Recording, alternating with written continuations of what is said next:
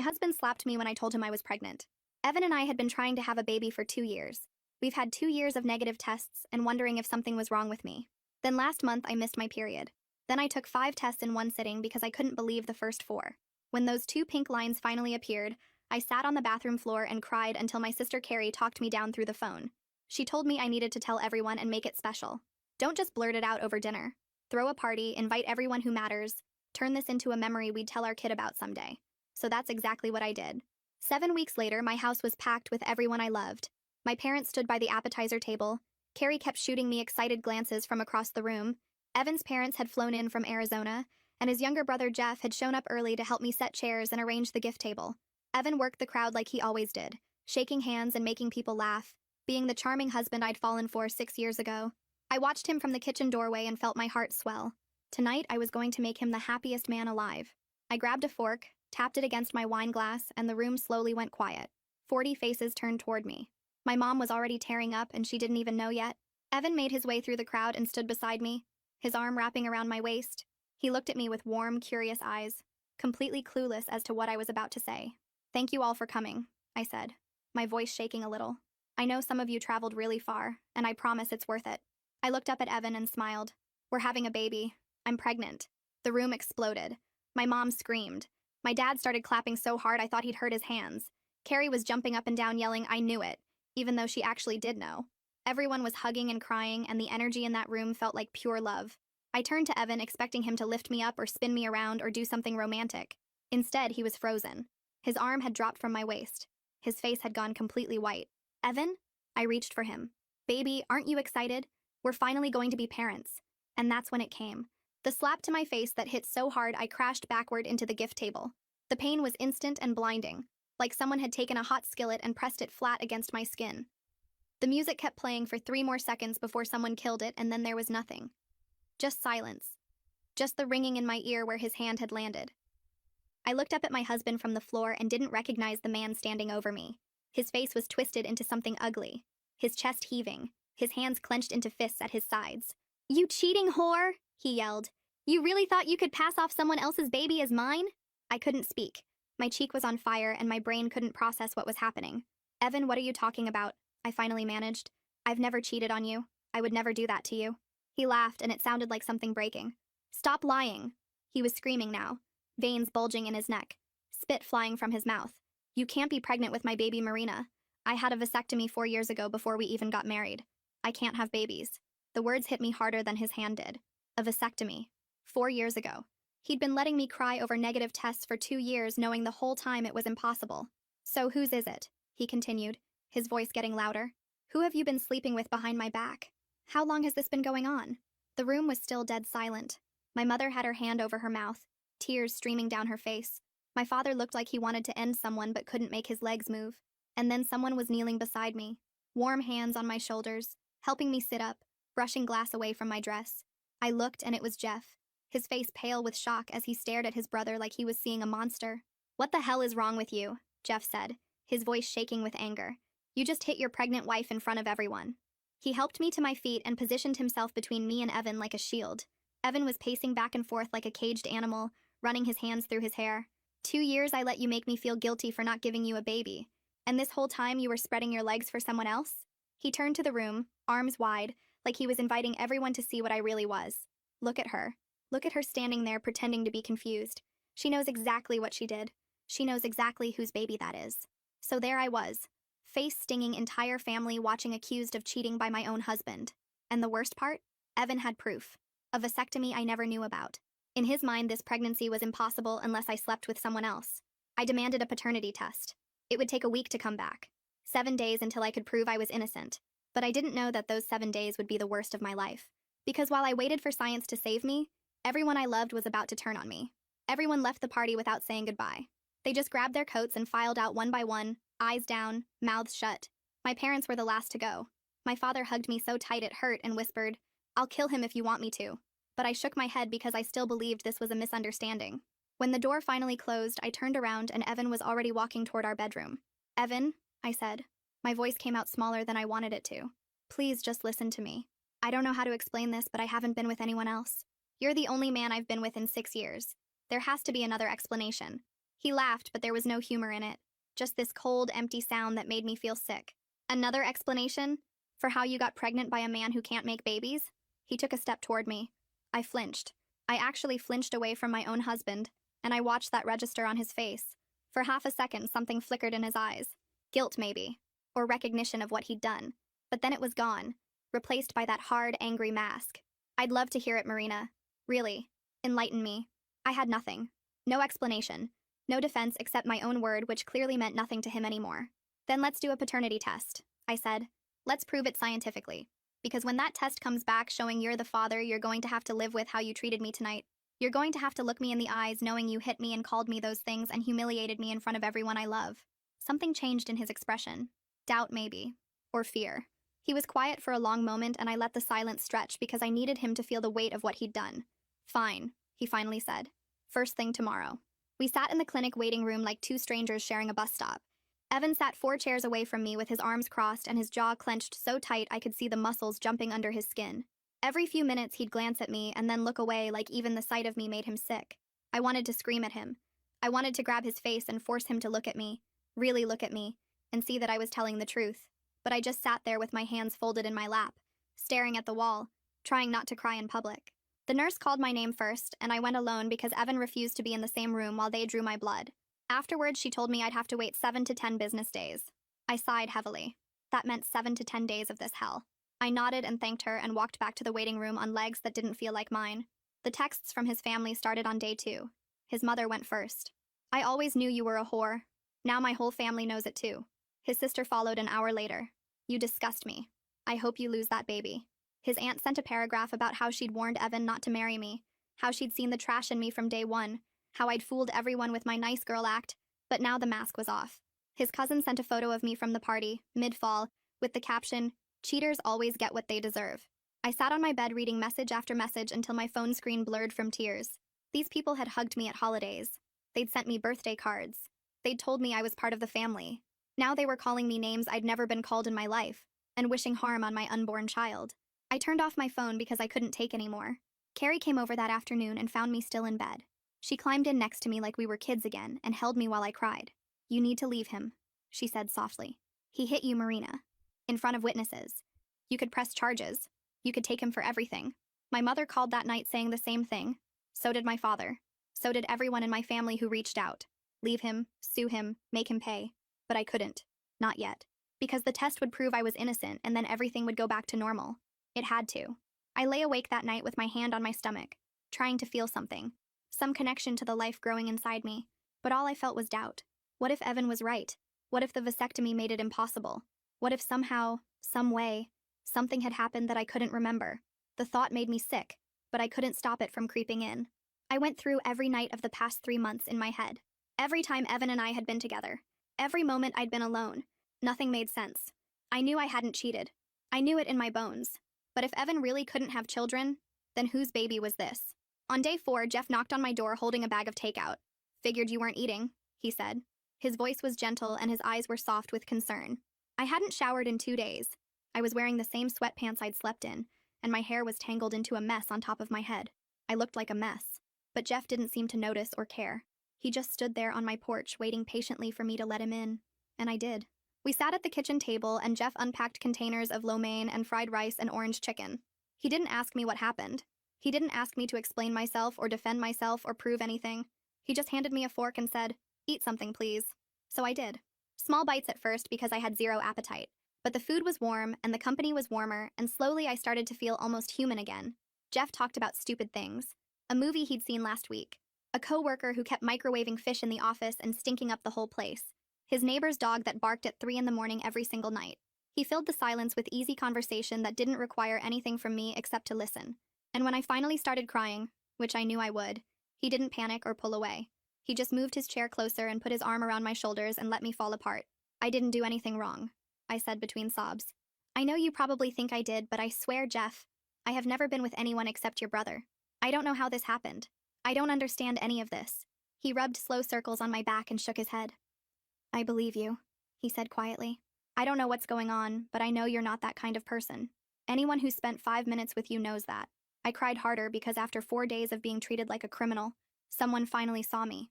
Someone finally believed me without demanding proof. Jeff stayed for 2 more hours. He washed the dishes even though I told him not to. He made sure I had his number saved in my phone in case I needed anything. And when he left, he hugged me at the door and told me to call him anytime, day or night, if everything got too heavy. I watched him drive away and felt something I hadn't felt in days. Hope. Someone was actually on my side and not trying to tell me what to do or berating me left and right. I survived the week from hell. Evan's family calling me every name. Carrie begging me to leave him. Evan looking through me like I was already gone. The only person who didn't treat me like a criminal was Jeff. He checked on me every day, brought me food when I couldn't eat, told me Evan was wrong for what he did. But I held on because the test results were finally here. This was my proof, my vindication. Except when I opened that envelope, I didn't find salvation. I found something that made everything 1,000 times worse. 3 more days passed before the envelope arrived. Jeff checked on me a few times and brought food when he could. But mostly I was alone in a house where my husband lived 20 feet away and acted like I didn't exist. Evan had been locked in the guest room since the night of the party. He'd leave for work before I woke up. He'd come home after I'd already gone to bed. The only sign he was still living there was the coffee mug in the sink every morning, and the sound of the guest room door clicking shut every night. We existed in the same house like ghosts who couldn't see each other. Sometimes I'd stand outside the guest room door with my hand raised, ready to knock, ready to try one more time. But I never did. What was the point? He'd made up his mind about me. The only thing that would change it was proof. And proof was coming. When the mail truck finally pulled up on day 7, I was standing at the window like I'd been doing every afternoon. My heart jumped into my throat the second I saw the white envelope in the mailman's hand. Clinic logo in the corner. My name printed on the front. My entire future folded up inside a single piece of paper. I ran outside in my bare feet, not caring that the concrete was cold, not caring that I was still in my pajamas. I grabbed the envelope from his hands before he could put it in the box. He gave me a strange look, but I didn't care. I didn't care about anything except what was inside. I held it against my chest and felt my heart pounding so hard I could hear it in my ears. This was it. This was finally it. 7 days of hell were about to end. I was about to be vindicated. I called Jeff first. I don't know why. Maybe because he was the only person who'd believed me. Maybe because I needed someone in my corner when I finally proved the world wrong. He answered on the second ring. The results came, I said, and I could hear the hope in my own voice. They're here, Jeff. I'm holding them right now. He told me he'd be there in 10 minutes and to wait for him before I opened anything. I agreed because I wanted witnesses. I wanted everyone to see the moment I was proven innocent. Then I went to the guest room door and knocked. No answer. I knocked again, harder this time. Evan, I called through the door. The results are here. Come out. I want you to see this with your own eyes. I pressed my ear against the wood and heard movement inside. Footsteps. The creak of the bed. Then silence. I knocked a third time. I'm not going away. This affects both of us and you're going to be here when I open it. More silence. Then finally the lock clicked. The door swung open and Evan stood there looking at me with empty eyes. He'd lost weight in the past week.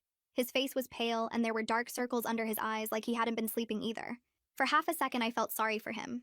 Then I remembered the slap. I remembered the names he'd called me. I remembered the way he'd turned the whole room against me.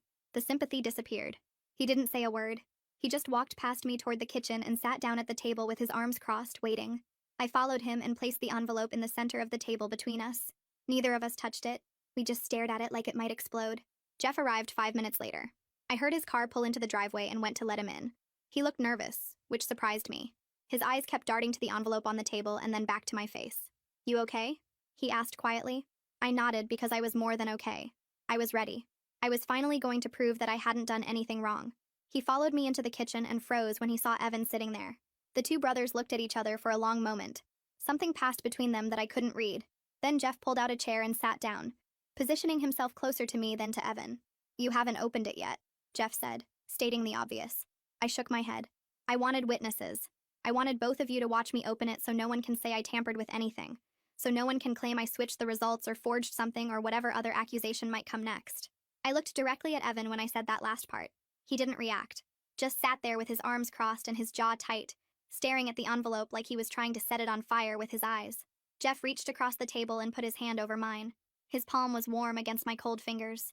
Whatever happens, he said softly, I'm here, okay? No matter what that paper says, I'm not going anywhere. I squeezed his hand and thanked him for being the only person who'd stood by me through this nightmare, for the only person who'd believed me when everyone else had already decided I was guilty. Evan's eyes locked onto our hands and something dark flickered across his face. His jaw tightened even more. His nostrils flared. Seriously? He laughed, but there was no humor in it. Just ice. I'm sitting right here and you're holding hands with my brother? Should I even bother reading those results or do I already have my answer? I pulled my hand away from Jeff's and stood up so fast my chair scraped against the floor. The sound was loud in the quiet kitchen. Don't you dare, I said, and my voice came out stronger than I expected. Don't you dare twist this into something it's not. Your brother is the only person who's been kind to me while you've been treating me like garbage. He's been bringing me food because I can't eat. He's been checking on me because you won't even look at me. So don't you stand there and act like I'm doing something wrong by accepting basic human kindness from the only person who's offered it. Evan rolled his eyes. Just open the envelope, Marina. I don't have all day to listen to your excuses. I took a deep breath and picked up the envelope. It felt heavier than it should, like the weight of my entire marriage was pressed into that single piece of paper. I looked at Evan and felt something surge in my chest. Confidence. Certainty. I knew I hadn't cheated. I knew I hadn't been with anyone else. Whatever was in this envelope was going to prove it. And then he was going to have to look me in the eyes and apologize for everything he'd put me through. I held on to that image as I slid my finger under the seal. The sound of the paper tearing was impossibly loud. I pulled out the single sheet inside and unfolded it slowly, savoring the moment. This was it. This was my vindication. My eyes scanned the words at the top. Medical terminology. Reference numbers. My name. Evan's name. And then the results. I read them once. My brain didn't process what I was seeing. I read them again. The words were the same, but they still didn't make sense. I read them a third time and the paper started shaking in my hands. No. No, no, no, no, no. This wasn't right. This couldn't be right. There had to be a mistake. A typo. A mix-up at the lab. Something. Anything. Because what I was reading was impossible. What does it say? Evan demanded. His voice cut through the fog in my brain. Read it out loud.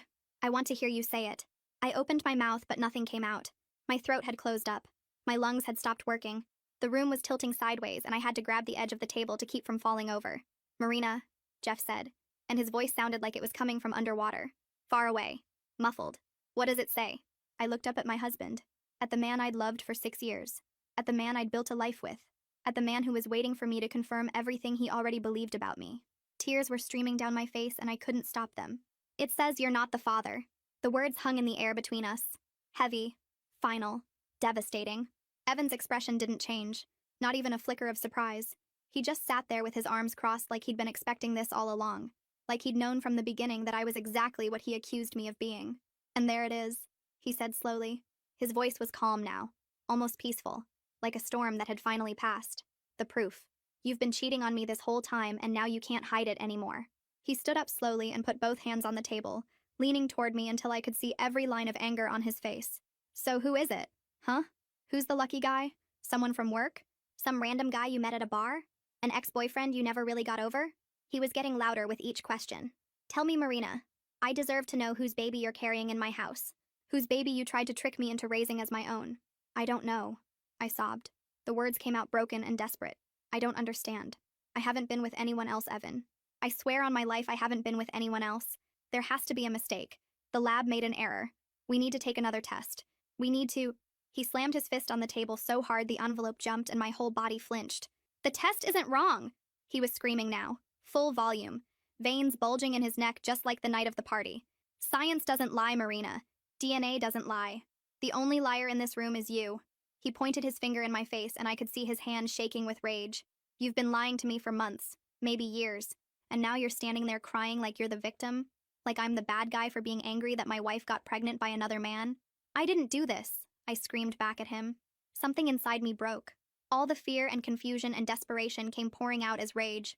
I don't know how this happened, but I didn't do this. I have never been with anyone except you. Not once in 6 years. I don't understand what's happening, but I know I didn't cheat. You have to believe me, Evan. Please. I grabbed his arm, desperate for him to see me. Really see me. To look past his anger and recognize the woman he'd married. The woman who loved him. The woman who would never betray him. Please believe me. Please. I'm begging you. He shoved me away so hard I stumbled backward. My hip hit the counter and pain shot through my side. Jeff jumped up and caught me before I could fall further, his arms wrapping around me to steady me. Don't touch me, Evan snarled, and his face was twisted into something I didn't recognize. Pure hatred. Pure disgust. Don't ever touch me again. You make me sick. Looking at you right now makes me physically sick. I can't even stand to be in the same room as you. He turned to Jeff, who was still holding on to me, and his eyes narrowed. And you, my own brother, sitting here holding her hand, comforting her, being her shoulder to cry on while my marriage falls apart. He took a step toward Jeff, and for a second I thought he was going to swing. Did you know about this? Did you know she was sleeping around behind my back? Have you two been laughing at me this whole time? Jeff's face went pale. His arms tightened around me almost protectively. I didn't know anything, he said quietly. His voice was steady, but I could feel his heart pounding against my back. I swear to you, Evan. I just came to support her when the results came in. That's all. I had no idea. Evan stared at his brother for a long moment, searching his face for something. Then he laughed. That horrible cold laugh that made my blood run cold. Support her. Right. Well, congratulations. She's all yours now. You can have her. I'm done. He turned and stormed toward the guest room. I heard drawers being yanked open, clothes being thrown, hangers clattering to the floor. Jeff let go of me and I stood there in the middle of the kitchen, frozen, tears streaming down my face, my whole body shaking so hard I thought my bones might rattle loose. This wasn't happening. This couldn't be happening. I'd been so sure, so completely certain that the test would save me, that science would prove what I already knew, prove I was innocent and faithful. Instead, the test had destroyed everything, and it hadn't even given me answers. It just told me Evan wasn't the father. It didn't tell me who was. It didn't explain how any of this was possible. It just left me standing in my kitchen with my whole life in pieces, and no idea how to put them back together. Evan came back 10 minutes later dragging 2 suitcases behind him. He didn't look at me as he walked toward the front door. His face was set in stone. His eyes were fixed straight ahead, like I was already invisible to him. Evan, wait, I begged, running after him. I grabbed the back of his shirt and he spun around so fast I stumbled backward. Don't touch me, he said through clenched teeth. What part of that don't you understand? I held up my hands in surrender, tears blurring my vision. Please, we can figure this out. We can take another test. Something is wrong. Something doesn't make sense. I know I didn't cheat Evan. I know it. There has to be an explanation. He stared at me for a long moment, and for just a second, I saw something flicker in his eyes. Doubt, maybe, or sadness, or the ghost of the man he used to be. Then it was gone, replaced by that cold, hard mask. The only thing that doesn't make sense is how I didn't see what you really were sooner. My mother was right about you. My whole family was right about you. I should have listened to them from the beginning. He picked up his suitcases and opened the front door. I'm staying with Felix until I figure out what to do about the house. Don't call me. Don't text me. Don't try to contact me at all. As far as I'm concerned, you don't exist anymore. The door slammed behind him so hard the pictures on the wall rattled. Then his car started. Then he was gone. And I was alone. I collapsed onto the kitchen floor and cried so hard I thought I might shatter into 1,000 pieces. Jeff knelt down beside me and tried to put his arm around me, but I pushed him away. I didn't want comfort.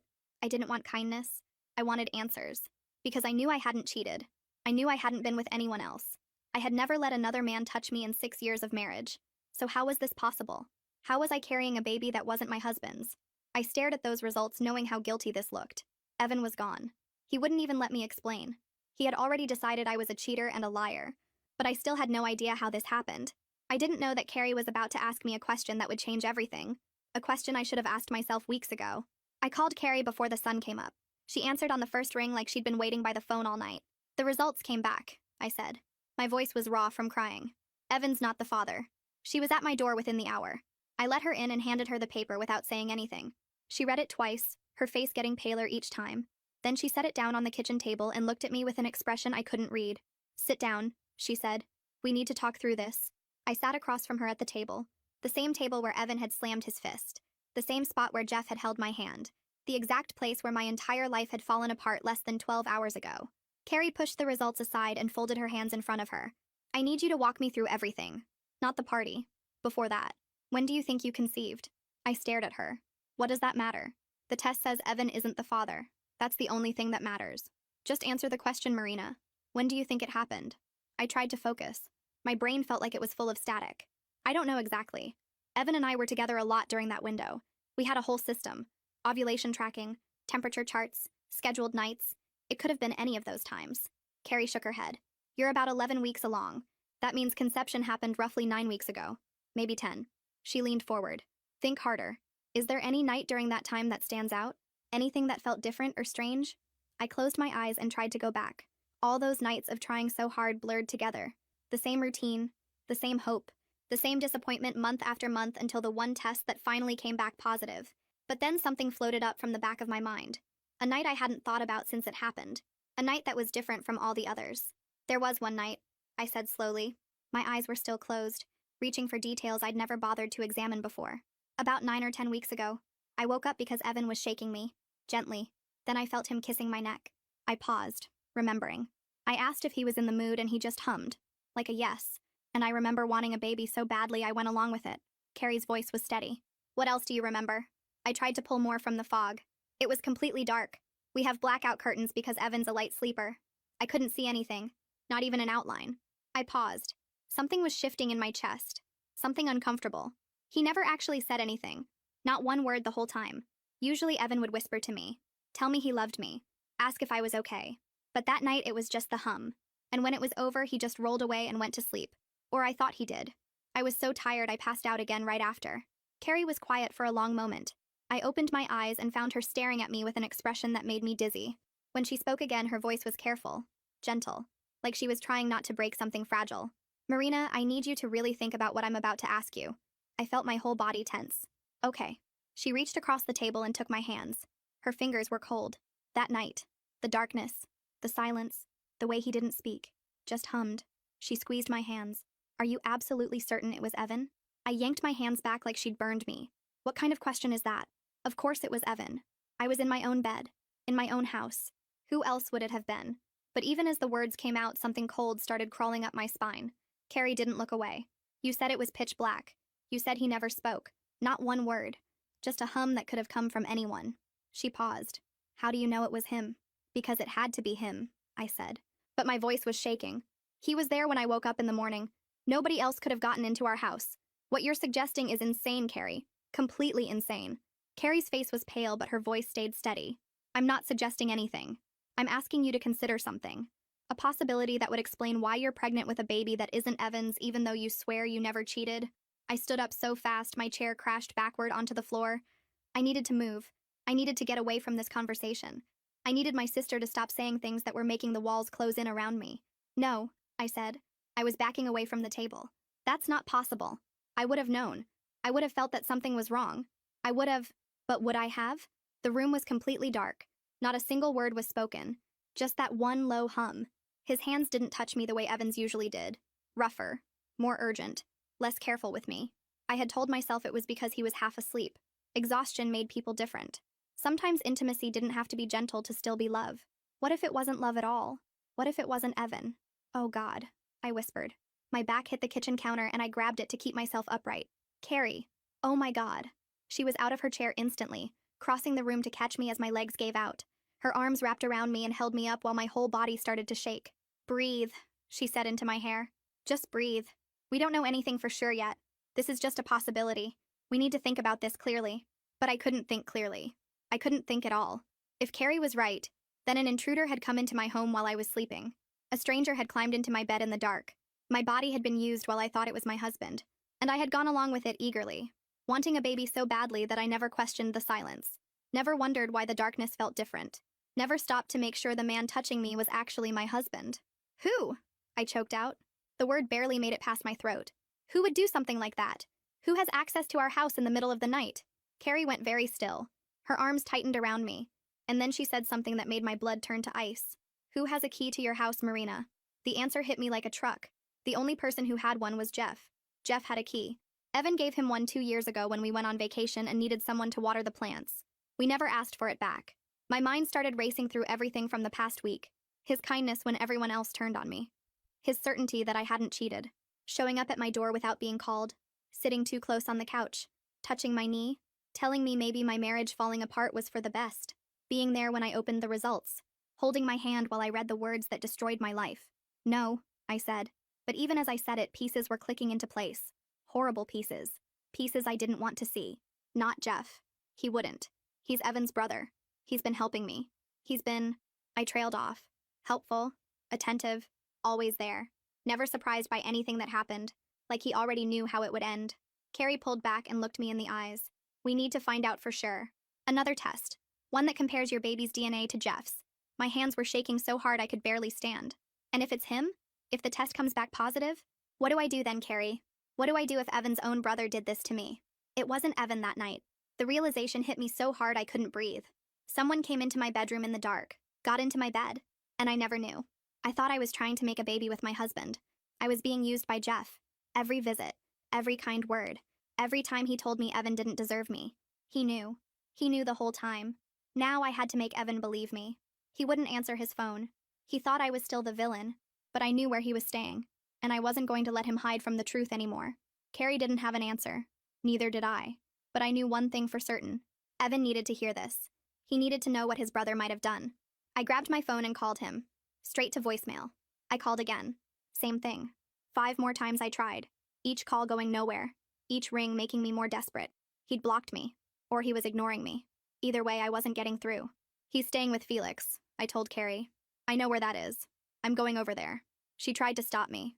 Told me I should wait until I had proof. Told me showing up hysterical with accusations against his brother would only make things worse. But I couldn't wait. Every second that passed was another second Evan believed I had betrayed him. Another second Jeff got away with what he did. I grabbed my keys and ran to my car before Carrie could say anything else. The drive to Felix's apartment took 12 minutes. I spent every one of them rehearsing what I would say. How I would make Evan listen. How I would convince him that his own brother had done something unthinkable. By the time I pulled into the parking lot, my hands were shaking so badly I could barely turn off the ignition. Felix's apartment was on the 3rd floor. I took the stairs 2 at a time and pounded on the door so hard my knuckles ached. No answer. I pounded again. Evan, I yelled through the wood. I know you're in there. Open the door, please. I figured it out. I know what happened. Silence. Then footsteps. Then the door swung open and Evan stood there looking at me like I was a ghost he'd been trying to outrun. His eyes were red. His clothes were wrinkled. He looked like he hadn't slept in days. Go away, Marina. His voice was flat. Dead. I don't want to hear any more lies. I pushed past him into the apartment before he could stop me. Felix was sitting on the couch looking uncomfortable. I ignored him completely. It wasn't me, I said, turning to face Evan. I didn't cheat on you. I never cheated on you. But someone did get me pregnant. Someone who had access to our house. Someone who came into our bedroom in the middle of the night while it was pitch black and I couldn't see anything. Evan's jaw tightened. What are you talking about? I told him everything. The night I woke up to someone shaking me. The kiss on my neck. The hum instead of words. The complete darkness. The way nothing felt quite right, but I was so desperate for a baby that I didn't question it. The way whoever it was never spoke. Not once. Just that single hum when I asked if he was in the mood. Evan's face changed as I talked. The anger was still there, but it was moving away from me and towards something else. Someone else. Who has a key to our house? I asked him. Besides us. Who else can get in? I watched the realization hit him. Watched his eyes widen. Watched his hands curl into fists at his sides. Jeff, he whispered. The name came out like poison. I gave Jeff a key 2 years ago. I nodded. Tears were streaming down my face, but I didn't wipe them away. He's been so helpful this whole week, Evan. Showing up without being asked. Bringing me food. Telling me you didn't deserve me. Holding my hand when I opened those results. My voice cracked. He knew. He knew the whole time because he's the one who did it. Evan didn't say anything for a long moment. His chest was heaving. His face had gone from pale to red. When he finally spoke, his voice was barely controlled. Get in the car. We drove to Jeff's apartment in complete silence. Evan's knuckles were white on the steering wheel. His jaw was clenched so tight I could see the muscles jumping under his skin. I didn't know what he was going to do when we got there. Part of me was scared to find out. Jeff's building was a nice complex on the east side of town. We pulled into the parking lot and Evan was out of the car before I even had my seatbelt off. I ran after him as he stormed toward the entrance. He didn't buzz. He didn't call. He just waited until someone came out and caught the door before it closed. We took the elevator to the 4th floor. Evan pounded on the door with his fist. For a few seconds, nothing happened. Then the lock clicked. The door swung open. And there was Jeff. He wasn't surprised to see us. That was the first thing I noticed. No shock on his face. No confusion. No panic. He just stood there in the doorway looking calm. Almost peaceful. Like he'd been waiting for this exact moment. Hey, he said. His voice was steady. Casual. Like we'd just stopped by for a visit. Evan grabbed him by the shirt and shoved him backward into the apartment. Tell me the truth, he growled. Tell me what you did to my wife. Jeff didn't fight back. Didn't try to defend himself. He just let Evan push him until his back hit the wall. Then he looked past his brother. Directly at me. His eyes found mine and something in them made my skin crawl. Intensity. Hunger. Possession. Like he was looking at something that belonged to him. Marina, he said softly. My name in his mouth made me want to vomit. I've been waiting so long to finally tell you everything. Jeff stood in that doorway looking at us like he'd been expecting this moment his whole life. No panic, no guilt, just this calm expression that made my skin crawl. Evan demanded answers. I held my breath waiting for denials, excuses, anything that would let me pretend this was some horrible mistake. But he didn't deny it. He smiled. And what came out of his mouth next proved that this wasn't a moment of weakness or a drunken accident. This was planned. This was obsession. This was everything. The corners of Jeff's mouth curled upward in a way that made him look like a completely different person. Not the kind brother who brought me takeout. Not the gentle voice that told me everything would be okay. This smile was slow and deliberate and wrong. The kind of smile someone wears when they've been keeping a secret for years and finally get to say it out loud. "You might want to let go of me, Evan," Jeff said. His voice was steady and conversational, as if Evan wasn't pinning him against the wall with murder in his eyes. "This is going to be a long conversation, and you'll want to sit down for it." Evan's hands twisted tighter into Jeff's shirt. The fabric bunched and strained under his grip. A vein was pulsing visibly in his neck, and his breathing had gone ragged and heavy. "Start talking. Right now. Tell me what you did." Jeff didn't struggle. Didn't try to push Evan off. He just stood there against the wall, looking more relaxed than anyone in his position should be. Then his eyes slid past Evan and landed on me. I wanted to look away, but I couldn't. Something about his gaze pinned me in place. He stared at me the way a lion stares down a gazelle. It became clear I was his prey from the moment we met, and he was determined to make me his. "Fine," Jeff said softly. His eyes never left mine, even though he was answering Evan. "You want to know what I did? I'll tell you everything. But first you should know that I'm not sorry. Not even a little bit. What I did was the best decision I ever made." My chest felt like someone was sitting on it. Every breath took effort. I pressed my back harder against the wall because my legs weren't trustworthy anymore. They felt hollow, disconnected from the rest of me. Evan slammed Jeff against the wall hard enough to make a picture frame rattle. "Talk." Jeff let out a small laugh. "Having your spare key gave me so much power. Power I've been wanting for a long time. I loved that I had access to your house, your life." He tilted his head slightly. "Your wife." The word wife came out of his mouth like he was tasting something sweet. I felt my dinner rising in my throat. Evan's whole body had gone rigid. The muscles in his arms were straining against his shirt. His jaw was clenched so tight I could hear his teeth grinding. "That night," Jeff continued, "I knew exactly what I was doing. I'd been tracking Marina's ovulation schedule for months. At every family gathering, she talked about how badly she wanted a baby. She cried about you two trying for so long that she was starting to lose hope. And I couldn't have my sweet, precious Marina feel that devastated." Every word hit me like a physical blow. He'd been watching me, studying me, learning when I was most vulnerable. But then something interesting happened, Jeff continued. His voice had turned almost cheerful now. "You got a vasectomy, and you didn't tell her. You let her believe something was wrong with her body while you sat there knowing the whole time you'd made sure she could never have your baby." He laughed softly. "That's when I realized the universe was giving me a sign. You didn't want to be a father, but I did. And Marina deserved to have the baby she'd been crying herself to sleep over for 2 years. Jeff continued. "I waited for the perfect night. I knew your bedroom layout, knew about the blackout curtains, knew Evan slept like the dead after his night poker games. All I had to do was slip in around 3 in the morning, climb into bed, wake you up the way a husband would." He looked at me again, and his expression softened into something that made me want to scream. Tenderness. Affection. Like he was remembering a romantic moment we'd shared. "You were so sweet that night, Marina. So eager. When I kissed your neck, you made this little sound, this happy little sigh. And when you asked if I was in the mood, I almost broke character and told you the truth right there. How much I loved you and wanted you."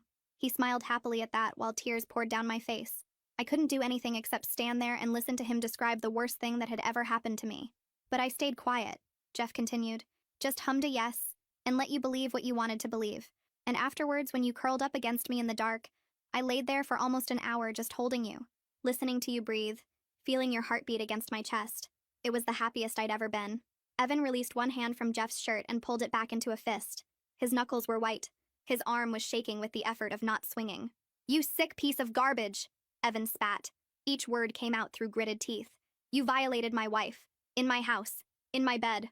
Jeff's eyes finally moved to his brother. Something flickered in them. Not guilt, not shame, annoyance. Like Evan was interrupting something important. "She was never really yours, Evan. That's what you don't understand. From the moment I met her at your engagement party, I knew she was supposed to be with me. But you got there first. You always got there first. The better grades, the better job, the better everything. And then you got her too." His voice dropped lower, harder. "I spent 4 years watching you take her for granted. 4 years watching you ignore her while she tried so hard to be a good wife. 4 years knowing I could love her better than you ever would." I pressed my hand over my mouth to keep from sobbing out loud. 4 years. He'd been watching me for 4 years. Every family dinner. Every holiday. Every time he came over to help with something around the house. He'd been looking at me like this. Wanting me like this. And I never knew. Evan's fist connected with Jeff's jaw so hard the sound echoed off the walls. Jeff's head snapped to the side and blood appeared at the corner of his mouth. But he didn't fall. Didn't cry out. Didn't even raise his hands to defend himself. He just turned his head back slowly and looked at his brother with that same calm expression.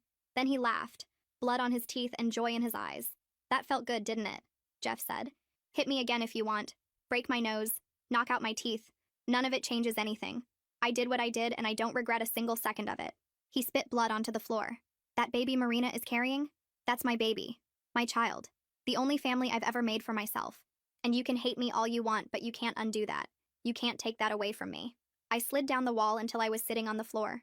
My legs had finally given up completely. Carrie wrapped her arms around me while I tried to make myself as small as possible. Tried to disappear. Tried to stop hearing his voice, but it kept going. And these past 2 weeks? Jeff stepped away from the wall now that Evan had let go of him. He wiped the blood from his chin with the back of his hand. Those were the best days of my life. Sitting with you in your kitchen, Marina. Holding your hand. Telling you I believed you when everyone else called you a liar. Watching you look at me like I was the only person in the world who cared. He took a step toward me, and Evan immediately moved between us. I got to be there for you. I got to comfort you.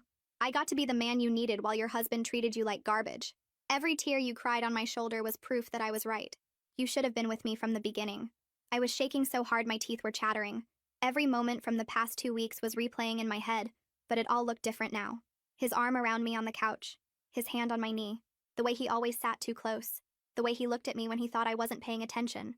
I thought he was being kind, supportive, brotherly. He was savoring his victory. Enjoying watching me suffer while knowing he was the reason for all of it. Marina. Jeff said my name softly, almost lovingly. Look at me. Please. I didn't want to, but something in his voice made me lift my head. He was standing a few feet away with Evan blocking his path, but his eyes found mine easily. And what I saw in them terrified me more than anything else had. Hope. Genuine hope. Come with me, he said. Right now. Tonight. We can leave this whole mess behind. Start over somewhere new. Raise our baby together the way it should have been from the start. The air left my lungs. He actually believed this was possible. He actually thought I might say yes. He'd violated me in the most intimate way possible, and he was standing there asking me to run away with him. You're insane, I whispered. The words came out thin and broken. You're completely insane. Something changed in his expression. The hope dimmed slightly, replaced by confusion, then frustration. I'm offering you everything, Marina. A man who actually loves you. A father for your baby. A fresh start away from everyone who turned on you. Why would you choose to stay here with someone who hit you in front of 40 people? Evan moved so fast I barely saw it. His fist connected with Jeff's face again, and this time Jeff went down. He hit the floor hard, and Evan was on top of him instantly, punching, over and over, each blow landing with a sickening thud. You don't get to talk to her, Evan was screaming. Tears were streaming down his face. You don't get to look at her. You don't get to say her name. Do you understand me? Do you understand what you did? Jeff didn't fight back. He just laid there taking the beating with that horrible smile still on his bloody face. And between punches I heard him laughing, quiet and wet and wrong. I sat on the floor of my brother-in-law's apartment watching my husband beat him bloody, and all I could think was that even if Evan killed him right now, it wouldn't undo anything. It wouldn't erase what Jeff had done to me. It wouldn't take back that night. It wouldn't unpregnant me or unmake the baby growing inside me or give me back the life I had before. I was vindicated. Evan finally knew the truth. I wasn't a cheater. I wasn't a liar. I was a victim. But being a victim didn't feel like winning. It felt like being hollowed out from the inside. Evan finally stopped hitting him. His knuckles were split open and covered in Jeff's blood. His chest was heaving. His whole body was shaking with rage that had nowhere else to go. Jeff was still conscious, still smiling through swollen lips and bloody teeth, still looking past Evan directly at me. It was worth it, Jeff slurred. His voice was thick with blood. Every second, every punch, all of it. Because for one perfect night, you were mine, Marina, and nothing either of you do will ever change that. I let out the most blood-curdling scream. We called the police that night. They took Jeff away in handcuffs while he smiled at me through the back window of the car. I told them everything, every detail of that night, every word Jeff had said. The cop nodded and wrote things down and told me I was brave for speaking up. But brave didn't fix anything. What Jeff did to me was hard to prove in court. He never broke in because he had a key. I never said no because I thought he was my husband. The lawyer called it a he said she said situation, even though Jeff had told us everything himself. Evan and Carrie heard it all. Didn't matter. In the end, Jeff took a deal. Some small charge about being in our house without permission. 6 months of checking in with an officer and paying a fine. No jail. Nothing that would follow him forever the way that night would follow me. Evan and I tried to fix things. For about 3 weeks we went to a counselor. Sat in a room and talked about trust and pain and getting better. But every time I looked at him I saw the party. The slap. The way he called me a whore in front of everyone I loved. The way he decided I was a cheater before thinking about any other answer. He said sorry 1,000 times, cried and begged and swore he would spend his whole life making it up to me. But some things can't be fixed. Some words can't be taken back. He hit me. He shamed me in front of 40 people. He let his family send me texts wishing bad things on my baby. Even though he knows the truth now, those 2 weeks of hell still happened. I filed for divorce. He didn't fight it. I think part of him knew we were broken the moment his hand hit my face. The stress took everything from me. 2 weeks after the divorce was done, I woke up in the middle of the night with pain so bad I couldn't stand. Carrie drove me to the hospital. The doctor told me what I already knew from all the blood. I lost the baby. Part of me felt relief and I hated myself for it. That baby was innocent. That baby didn't ask to be made. But every time I thought about carrying Jeff's child, every time I pictured looking into a face that might have his eyes or his smile, I couldn't breathe. Now the baby was gone and I didn't have to choose. The guilt from feeling relieved will probably stay with me forever. But for now, there's nothing I can do but start a new life far from everyone.